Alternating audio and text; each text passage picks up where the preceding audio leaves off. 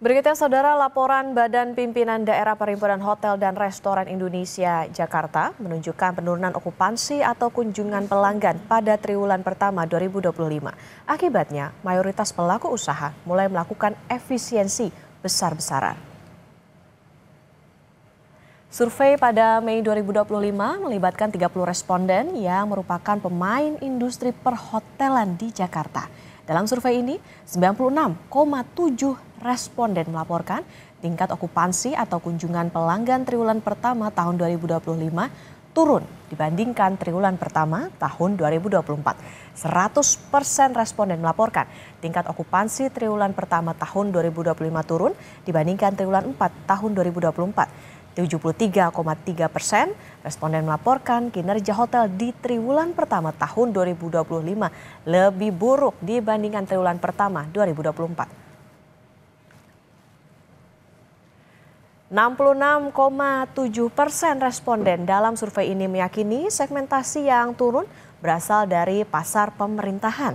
70% responden bahkan bilang akan mem-PHK pekerja. Sementara itu, 56,7% responden memprediksi akan mengurangi 10 hingga 30% karyawan. Saat ditanya mengenai kondisi dan permasalahan industri hotel di Jakarta, 96,7% responden bilang telah mengurangi pekerja harian. Kemudian 37,7% responden menjawab akan mengurangi staf, 46,7% responden telah melakukan cuti di luar tanggungan alias unpaid leave, dan 37,7% akan mengurangi gaji dengan skema pengurangan hari kerja. Sementara itu, Saudara, 70% respon bilang terbebani kenaikan tarif air PDAM. 66,7% responden terkendala banyaknya kewajiban sertifikasi. Secara garis besar, survei Perhimpunan Hotel dan Restoran Indonesia menunjukkan 3 persoalan yang dihadapi industri hotel di Jakarta, meliputi penurunan tingkat hunian dan hasil usaha, peningkatan beban biaya, permasalahan terkait regulasi.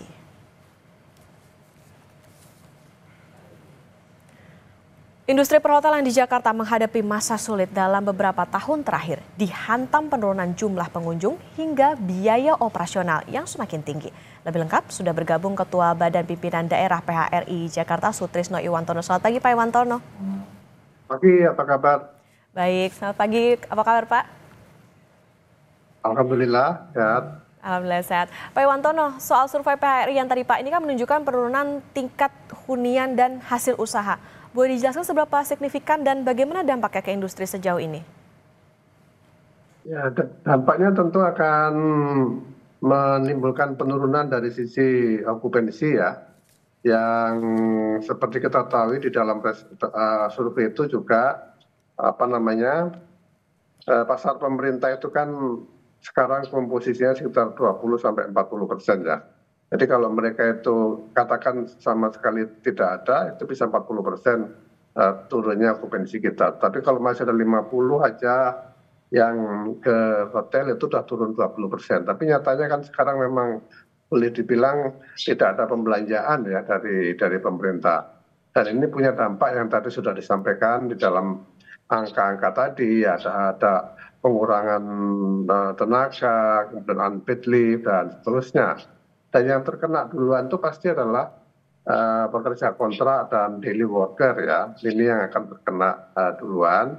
Dan tentu dampaknya bukan hanya kepada hotel, tetapi juga kepada industri terkait ya, para supplier untuk kebutuhan hotel, mulai sabun, kemudian juga makanan ya. Makanan itu kan melibatkan kebutuhan atas beras, sayur, daging, dan ini kebanyakan kalau di Jakarta itu kan disuplai dari daerah sekitar Jabodetabek, ya, Jawa Barat, Tangerang, bahkan sampai Jawa Tengah.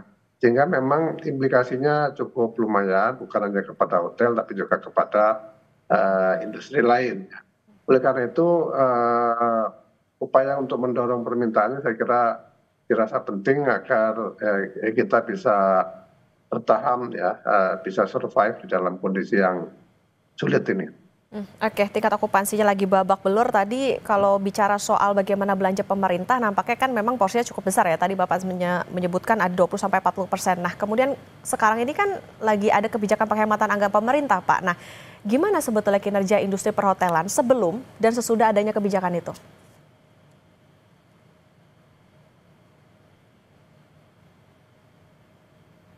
Pak Iwantono? Pak Iwantono bisa terdengar? Suaranya hilang tadi ya? Ya. Ya, Oke. halo. Ya, Pak, tadi nanti kita akan lanjutkan kembali setelah jeda Pak Iwantono terkait dengan bagaimana kebijakan penghematan anggaran dari pemerintah ini akan mempengaruhi sebelum dan sesudah terkait dengan restoran maupun juga hotel. Dan saudara tetap bersama kami di Kompas Bisnis.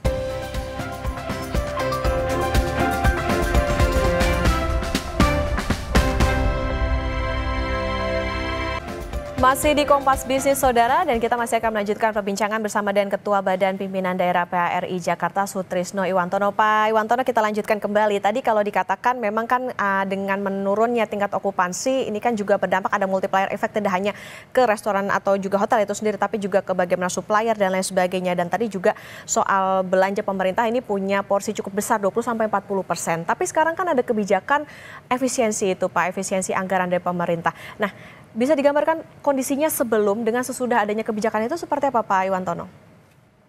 Tadi kalau sebelumnya itu kan kita masih bisa mengharapkan ada pendapatan dari mereka yang perjalanan dinas, nginap, kemudian juga ada meeting, ada konferensi, ya itu bisa memberikan pendapatan bagi para pengelola hotel ya. Tapi sekarang itu kan drop ya, dihilangkan sehingga okupansi juga turun, pendapatan dari lain-lain juga turun ya.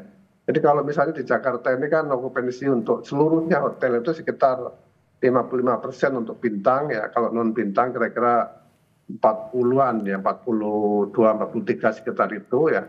Nah kalau itu turun kan berarti kan okupansinya jauh di bawah 50%. Nah ini yang tentu menjadi perhatian kita gitu. Nah untuk menyikapi itu pastikan efisiensi harus dilakukan ya. Efisiensi di sana sini diantaranya tenaga kerja kan merupakan komponen terbesar dari biaya kita. Nah kita berharap agar kondisi ini tidak berlangsung terlalu lama ya. Dan kalaupun memang pengetatan anggaran itu tidak bisa dihindarkan, ya kita berharap dari sisi pengeluaran nanti. Karena kan anggaran yang diefisiensikan itu kan tidak berarti dikantongi kan, pasti akan dibelanjakan juga.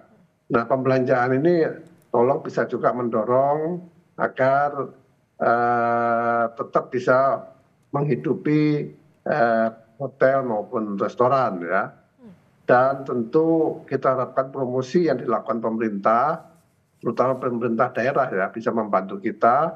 Karena sebenarnya untuk DKI ini wisatawan asing itu tidak terlalu banyak ya, sekitar 2% aja. Kita mengandalkan pada wisatawan Nusantara. Oleh karena itu, upaya untuk mendorong wisatawan Nusantara ini saya kira perlu dilakukan oleh pemerintah, khususnya pemerintah daerah.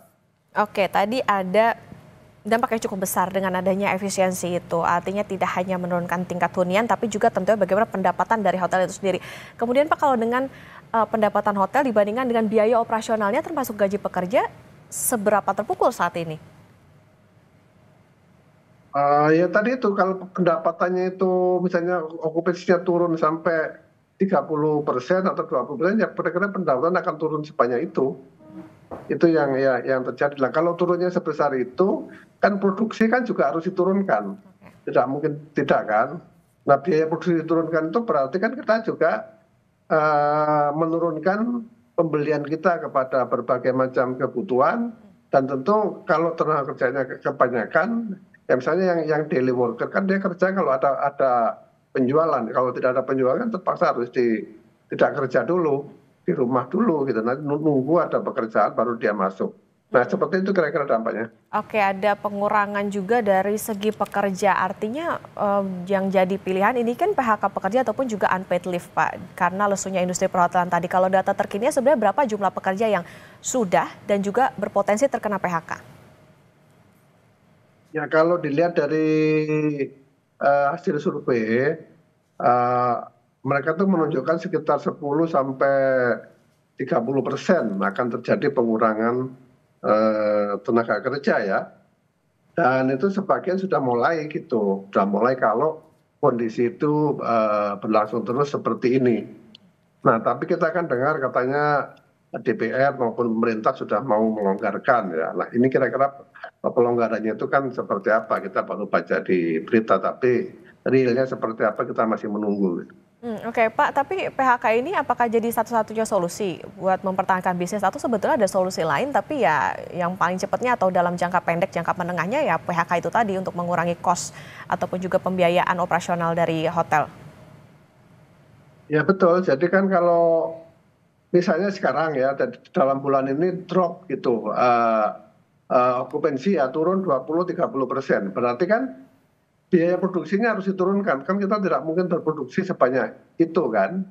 Nah, ketika menurunkan biaya produksi itu kan berarti kita memotong berbagai macam sumber biaya kan. Nah, sumber biaya yang dipotong itu kan yang misalnya yang pekerja harian ya, pekerja daily worker itu atau yang kontrak itu yang kemudian dikurangi lebih dulu kan. Kita misalnya tadinya belanja ayam misalnya 1 kuintal, nah sekarang ternyata permintaannya turun. Nah, kita kurangi, jadi mungkin cuman 80 kilo atau 70 kilo. Nah, ini semua kan akan terjadi seperti itu. Kan tidak mungkin dong misalnya kalau yang nginap di hotel turun, yang makan di restoran hotel turun, kita masih memproduksi sama dengan sebelumnya kan tidak mungkin. Pasti kita akan turunkan. Nah, implikasi turun itu adalah kepada biaya. Itu sudah pasti. Oke, itu tadi soal PHK, Pak. Tapi ada nggak, Pak, yang sampai opsi jual hotel? Segenting inikah kondisi perhotelan di Jakarta? Dalam survei kita tidak sampai ke sana ya. Tapi kondisi kalau mau lihat hotel yang dijual itu bisa menjadi OLX. Ya, OLX itu banyak sekali data-data tentang hotel yang dijual. Itu bisa dilihat. Pak Iwantono? Ya, halo. Oke, baik. Mungkin izin diulangi kembali, Pak. Tadi ada masalah terkait dengan audionya. Oke, jadi kalau yang lapor mau dijual itu tidak sampai ke PHRI, tapi kalau kita mau lihat berapa data penjualan bisa dilihat di OLX. Itu tiap hari akan nampak itu berapa banyak hotel yang dijual ya. Itu memang tidak hanya hotel, tapi ada juga penginapan, ada kos-kosan, ada yang lain-lain. Tapi angkanya cukup besar lah, itu di atas 300-an itu kurang lebih. Oke, ini artinya memang dampaknya cukup besar tidak hanya dari segi pengurangan PHK itu tadi, tapi juga bagaimana operasional hotel ke depannya. Pak Iwantono, solusi tercepat apa yang saat ini dibutuhkan untuk industri hotel? Solusi tercepat tolong dibantu untuk mempromosikan pariwisata agar orang berwisata sehingga mereka akan tinggal di hotel. Yang kedua, tolong pemerintah jangan menambah beban-beban biaya ya. Misalnya biaya air sekarang naik 70% lebih, biaya gas naik 20%. Nanti juga ada pajak reklame dan sebagainya. Nah, pungutan-pungutan yang tidak perlu, termasuk sertifikasi itu tolong ditangguhkan dulu gitu ya, sampai kita memang bisa adaptasi dengan kondisi ini. Oke, Pak, tapi kalau terkait dengan komunikasi dengan pemerintah seperti apa, Pak? Kalau tadi kan dianggapnya karena ada efisiensi, artinya di suatu hari begitu akan ada belanja gitu untuk tadi okupansi hotel, membantu okupansi hotel dan juga mungkin ke restoran juga. Saya kira kalau dengan pemerintah misalnya dari Dewan Pimpinan Nasional PHRI itu sudah ketemu juga dengan Menteri Pariwisata ya, saya juga ikut pada waktu itu dan beliau juga memahami kondisi ini dan tentu akan berusaha untuk mencari jalan keluar gitu ya. Kita dengan pemerintah daerah, dengan dinas pariwisata juga selalu komunikasi ya, berhubungan. Tapi kan tidak bisa diselesaikan hanya dengan satu sisi, ini penyelesaiannya memang harus komprehensif. Hmm. Oke, solusi yang ditawarkan setelah dengan adanya komunikasi itu apa Pak Iwantono? Ya mereka akan berusaha untuk mendorong untuk terjadinya traffic tadi, terjadinya mobilitas penduduk sehingga itu akan menyebabkan peningkatan permintaan. Karena kalau memang dari ASN tidak juga segera kan berarti harus ada pengganti dari ASN itu yang akan apa namanya akan belanja di hotel, akan menginap di hotel. Itu harus didorong dengan anggaran pemerintah. Kan kita bayar PP1 ya, PP1 itu cukup besar 10%. Nah itu tolong bisa dikembalikan kepada kita dalam bentuk berbagai macam kegiatan yang bisa membantu kita. Oke, artinya kalau sekarang Pak Iwantono masih dalam kondisi amankah atau ini justru menjadi alarm berbahayakah untuk industri hotel? Langkah apa yang harus ditempuh pemerintah sekarang juga nih, terutama untuk hotel-hotel yang tadi kalau dikatakan kalau di Jakarta tuh bahkan okupansi untuk wisatawan asingnya ini tidak terlalu besar, artinya bisa mengandalkan sebagian besarnya itu dari belanja dari pemerintah itu. Ya itu tadi, kalau yang mau bangkrut tentu ya siapa sih yang mau bangkrut ya, semua orang ingin hidup bagaimanapun juga. Tapi kalau ini tidak dibantu secara intensif oleh pemerintah, tentu arahnya itu akan semakin susah ke depan ya. Dan itu jangan lupa bahwa hotel dan restoran di Jakarta ini saja ya itu sudah bisa menyerap 600.000 lebih tenaga kerja. Dan selain tadi itu keterkaitan dengan industri lain. Nah ini perlu diperhatikan dan juga sumber PAD ya. Hotel dan restoran itu menyumbang 13% PAD dari pemerintah DKI Jakarta, dan saya kira ini juga berlaku bagi daerah-daerah lain ya, bukan hanya di Jakarta, di Bali, di Jogja, dan di tempat-tempat lain. Oleh karena itu pemerintah pun tentu berkepentingan lah untuk bisa menghidupi kita ini. Oke, ini menjadi peringatan juga untuk pemerintah bagaimana bisa mendorong tidak hanya sekedar promosi tapi juga membantu bagaimana okupansi, karena tadi sekarang yang terjadi adalah bahkan ya terpaksa harus mengurangi pekerja 10-30%, bahkan ini tentu harus menjadi perhatian pemerintah. Jadi bagaimana pendapatan hotel ini bisa terus terjaga, karena tadi ada multiplier effect tidak hanya untuk hotel itu saja tapi juga ada yang lain di belakangnya seperti supplier dan lain sebagainya. Terima kasih Pak Sutrisno Iwantono, Ketua Badan Pimpinan Daerah PRI Jakarta sudah bersama di Kompas Bisnis. Sehat selalu Pak Iwantono. Amin, amin.